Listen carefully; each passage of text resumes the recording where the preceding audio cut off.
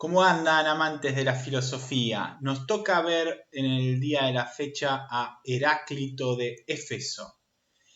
Con Heráclito estaremos viendo el último de los presocráticos. Ya hemos visto a Tales de Mileto, ya hemos visto a Anaximandro, hemos visto la clase pasada a Parménides de la región de Elea y ahora nos toca ver a Heráclito de Éfeso. Parménides y Heráclito son dos filósofos que generalmente se ponen como contrapuestos al momento de estudiar filosofía y veremos en qué radica esa diferencia y si esa diferencia es tan justa y hasta qué punto es justa esa diferencia entre Parménides y Heráclito como si fueran oponentes uno del otro de forma tácita. Pasemos a tomar algunas consideraciones antes de introducirnos en el pensamiento. Heráclito. Vamos entonces a nuestra tabla de notas. Voy a intentar poner un costado como para que ustedes me sigan viendo y no afectar la visual de la pantalla. En principio, como les decía, Heráclito será el último de los presocráticos que acompañaremos en su pensar. Luego, la clase siguiente estaremos hablando de Sócrates, luego de Platón, luego de Aristóteles y así estaremos dándole como un cierre a la historia de la filosofía antigua en la búsqueda de este problema de lo uno y de lo múltiple, de pensar el universo que se nos muestra como uno, pero a su vez se nos muestra como múltiple. Detrás de lo múltiple hay cosas comunes. ¿Hay algo que es común? Bueno, con Tales habíamos visto como un agua primigenia, con Anaximandro lo apeiron, con Parménides el ser, y con Heráclito veremos de qué se trata. Algunas cuestiones básicas de este personaje, de este filósofo, solamente contamos con algunos fragmentos aislados. De hecho, no se los voy a dar. No hay un orden establecido entre los filósofos, sino que, por lo tanto, no se los voy a dar como si estuvieran ordenados, sino que voy a hacer referencia a fragmentos siguiendo a Kirk, Raven y Schofield, la bibliografía que vamos a seguir en la traducción, ¿no? Como que tienen una importancia su traducción por su peso como filósofos, como traductores y conocedores del griego y del mundo antiguo de cómo se lo va a traducir. No son pocos, como les decía, los filósofos y docentes que suelen enseñar a Parménides en contraposición de Heráclito. En algún punto es justo enseñarlos de alguna manera frente a lo que uno podría decir como el frío que nos hace sentir pensar la racionalidad desde la racionalidad del ser.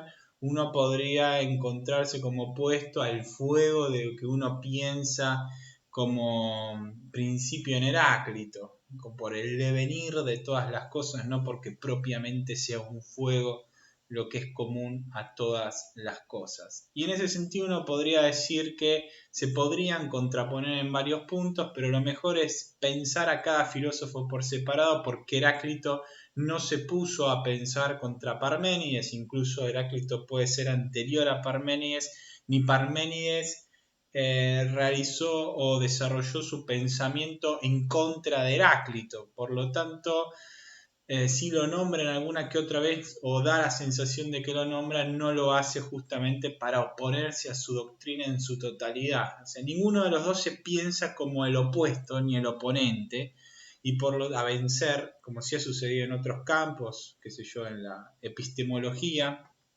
pero sí, en algún punto pueden aparecer como oponentes, pero no nos viene al caso. Por eso vamos a hacer un pensamiento de Heráclito desde Heráclito y si en algún punto podemos contraponerlo a Parménides porque nos sirve al pensamiento de Heráclito, así lo vamos a hacer.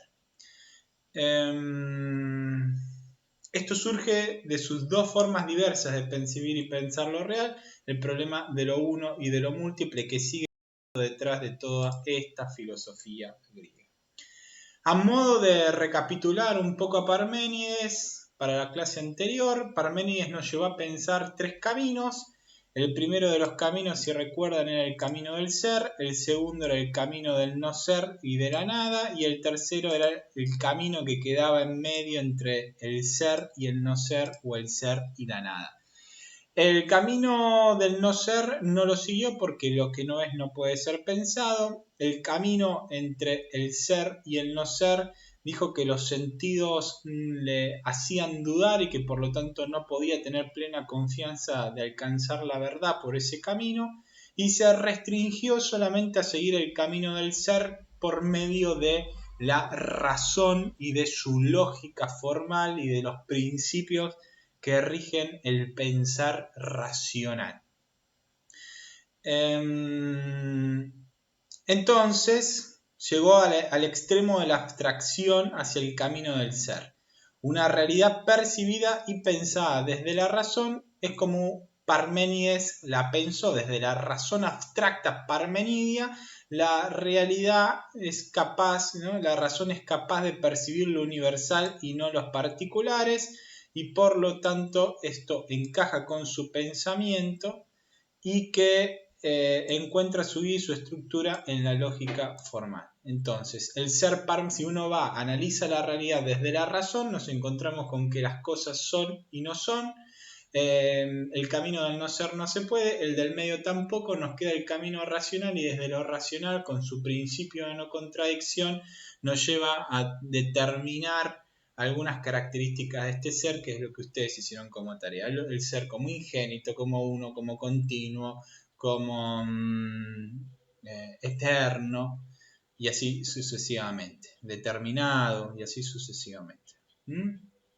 Ese es el pensamiento, una realidad que el problema del uno y lo múltiple, de la realidad en general, fue vista, mejor dicho, con los anteojos de la razón pura, de la pura racionalidad abstracta. Y desde ese esquema de pensamiento, desde esos anteojos, la realidad se nos dio como lo dice Parménides, no, se nos da como lo dice Parménides. Pero aquí radica una crítica que le hacen pensadores contemporáneos como Heidegger, por ejemplo, que nos permitirá retomar y volver a Heráclito de Éfeso para ver con qué anteojos Heráclito pensó la realidad. Desde qué perspectiva miró la realidad y cómo la fue desvelando, o se le fue desvelando, mejor dicho, a Heráclito. Si uno sigue el pensamiento de Parménides, toda la filosofía posterior en el fondo va a ser deudor de esta cuestión racional o perspectiva racional de ver la realidad como con el ser a la cabeza, ¿no? Como el ser como lo común a todas las cosas, y entonces todas las cosas van a ser definidas como entes, es decir, como lo que está siendo, el participio de ser, lo que está siendo, lo que está siendo. Pero hay un pensador contemporáneo que, llegado el caso, vamos a ver, que es Martin Heidegger, y Heidegger refiere que Parménides no se percató que el ser que estaba pensando lo estaba viendo como presencia. Es decir, Parménides no se percató, según Heidegger, de que el ser que estaba pensando Parménides era la presencia, era lo que está presente ahí delante. Se estaba poniendo los anteojos del presente, anteojos temporales para pensar el ser. Y que por lo tanto se podía ir más atrás que el ser, con el pensamiento. Porque el ser que está presente vino a la presencia. Ese venirse a la presencia todo el tiempo de lo presente, en algún punto es lo oculto de eso que está presente, ¿no? Entonces Heidegger dirá que el concepto de verdad, como correspondencia con la realidad, lo que es y lo que no es incompleto, debido a que la verdad implica el desocultarse del oculto. Entonces, la verdad es correspondencia con lo desoculto, que es el ser como presencia, y a su vez también con lo oculto al mismo tiempo. Entonces, Parménides solo ha visto al ser como presencia. Y toda la filosofía posterior a Parménides, según el decir de Heidegger y de Nietzsche en otros términos, va a ser que la filosofía de Parménides en adelante vio el ser como presencia, temporalizó al ser. Pero la realidad es más que eso, incluso hay algo que el ser puede ser de alguna forma trascendido. Lo que se nos muestra del ser es presencia, pero el ser es más que presencia. Y lo que para pensar realmente el ser hay que pensar el ser como se nos manifiesta como presencia y lo que oculta en ese desvelarse, en ese mostrársenos como presencia. En otras palabras, lo desoculto. Pensó lo desoculto del ser, pero no pensó lo oculto del ser. El venir ahí del ser. Pero eso lo veremos más adelante. Entonces, a partir de ciertas críticas, Nietzsche lo pone sobre el estrado a Heráclito como uno de los mejores pensadores o de sus preferidos. Heidegger toma también a Heráclito como un gran pensador de los griegos, que va a posibilitar pensar la realidad desde otro lugar y no desde el ser como presencia, como lo que está ahí. Sino pensar también la realidad desde otra perspectiva. Heráclito, ¿por qué es importante? Porque nos llevará a pensar el problema de lo último, de lo uno y lo múltiple desde otra perspectiva que la meramente racional, especulativa de la lógica formal parmenida.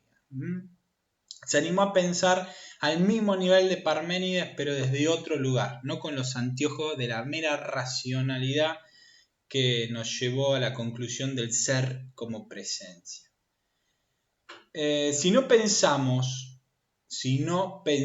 lo uno y lo múltiple desde el mero camino racional, como Parménides, lo real no deja de ser lo que está ahí delante nuestro. Lo real sigue siendo lo real. No necesitamos ir a una construcción racional o con la razón intentar como atravesar la realidad. Lo que es real sigue siendo lo que está adelante nuestro.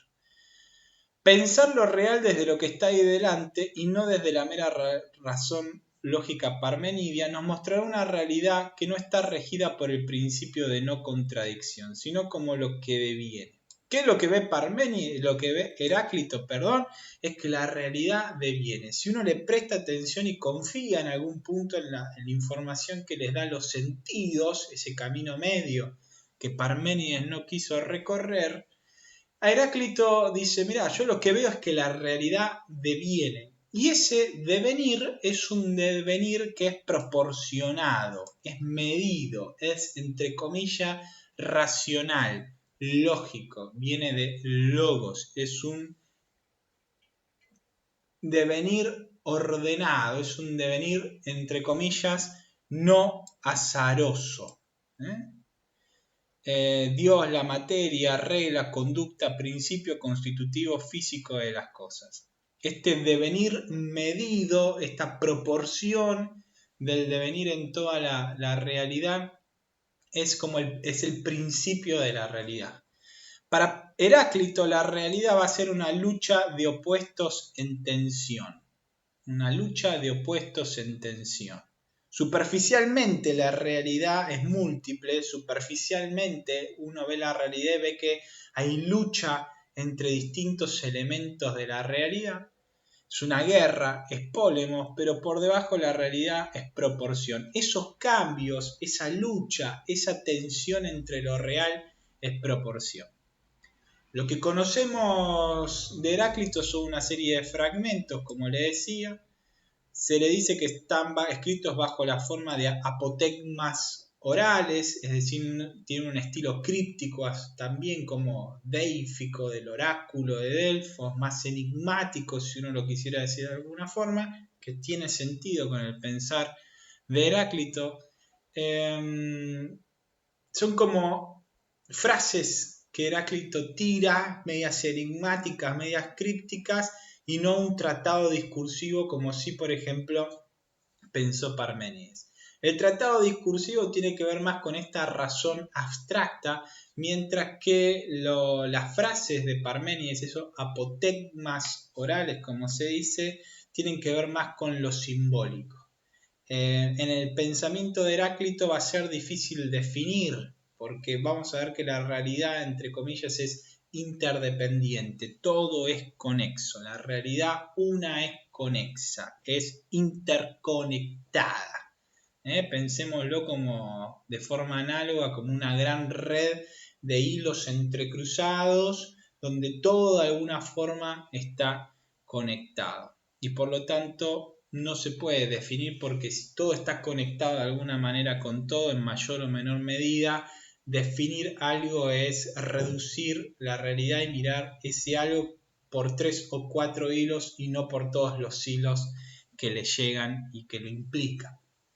Bueno, dichos dichos justamente, o dichos fragmentos de Heráclito fueron mal interpretados por Platón y Aristóteles, y por lo tanto hasta que no surgió este revisionismo histórico de la filosofía de la mano de Nietzsche, Heidegger y otros tantos filósofos, finales de la modernidad y contemporaneidad, Heráclito fue visto como una persona enigmática, como alguien ajeno a la razón, como alguien que no había entendido del todo la filosofía. Parece que entendió mucho más de lo que tenían los otros filósofos para decir. Y ya veremos que dio a entender muchísimas cosas que actualmente la ciencia incluso en algún punto está pensando y que suceden en nuestra realidad. La bibliografía básicamente Kirk, Raven y Schofield, los filósofos presocráticos, historia crítica con selección de textos, parte 1, editorial Gredos. Los fragmentos de Heráclito van a estar sacados de Kirk, Raven y Schofield, y algún pensamiento también se va a tomar del libro de la filosofía en la época trágica de los griegos de Nietzsche. Pasemos entonces en un próximo video, para no alargar a este video, recordando entonces que Heráclito es un pensador llamativo, es un pensador que va a tener confianza en los sentidos, una confianza no ciega, sino una confianza de un material que da y que los sentidos nos brindaron y que ahora hay que interpretarlo. Entonces, vamos a ver básicamente a las que el mundo es un devenir para Heráclito, que es interdependiente en este devenir y que este devenir, este fluir, este moverse es proporcionado, se hace según reglas, según el logos. Por lo tanto, los espero entonces en el próximo video para así meternos a analizar los fragmentos de Heráclito y su pensamiento filosófico.